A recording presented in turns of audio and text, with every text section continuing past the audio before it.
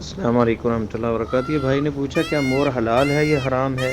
قرآن و حدیث سے واضح کریں. میں نے پہلے بتایا صحیح مسلم میں عبداللہ ابن عباس رضی اللہ تعالی عنہما کی روایت ہے، حدیث ہے. آپ قال نہا رسول اللہ صلی اللہ علیہ وسلم عن اکل کل ذی ناب من السباع وعن کل ذی مخلب من الطیر.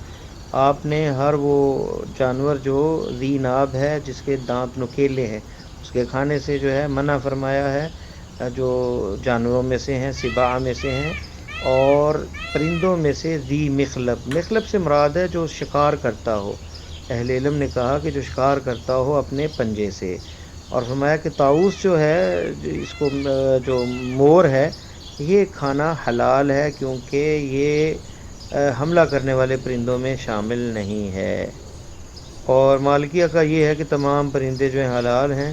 اور یہ جو قاعدہ میں نے حدیث میں بتا دیا ہے، یہ وہ بنیاد ہے اور یہ وہ میزان ہے. اس کو جو رکھا جائے ذہن میں. اس میں جو ہے تمام جو پرندے آتے ہیں مردار کھاتے ہیں، ان سے بچا جائے. اور اسی طرح جو ہے جو حملہ کرنے والے ہیں جیسے الو وغیرہ ہے، باز وغیرہ ہے، ان سے بچا جائے. یہ ذی مخلب میں آ جاتے ہیں.